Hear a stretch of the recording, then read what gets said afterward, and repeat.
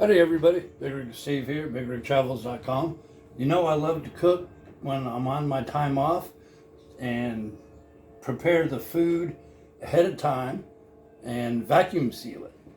So today we're having sweet and sour chicken, or we're cooking sweet and sour chicken.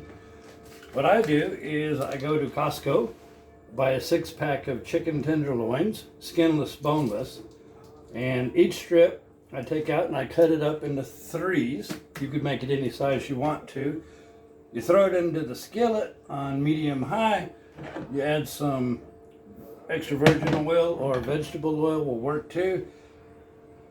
Scoot it around, cook it up until it just begins to turn brown. I also buy a lot of Campbell's skillet. In this case it's sweet and sour chicken. Campbell's has a whole line of stuff for chicken, sauces for roast beef, pork, steak. I mean, everything you ever want. Check them out. But I do a lot of sweet and sour chicken. So once you get your chicken browned, then you go ahead and you pour in your sauce. Show you this here. Pour in your sauce. Turn it on low. One-man show here. Turn it on low, 10 minutes or so. Let it all get soaked up nice and good. What I do then is I've got a rice cooker, you know, a simple, one of those little $20 rice cookers. In the truck, I will make a cup of rice. Really simple, 15, 20 minutes at the most. You do that while you're waiting at a shipper, whatever the case may be. But this, we will let it cool.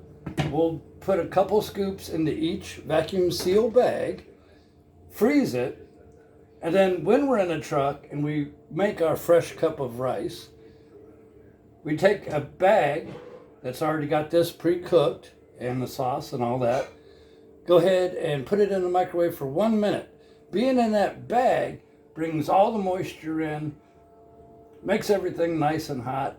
Then all you have to do is pour the bag right on top of your cup of rice. And then chop up some vegetables if you want, green peppers, mushrooms, whatever you like up in there. And there you go. Nice, simple, easy. Cup of rice cooking while you're in the truck. This is already pre-made, pre-cooked, pre-packaged, vacuum sealed, frozen, the whole 9 yards. So there you go.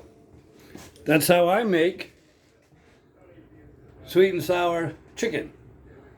And we'll, if this video does good, we'll try making some more on other things that we cook. Anyways, good to see you guys. I'm having an extra day off. Woohoo!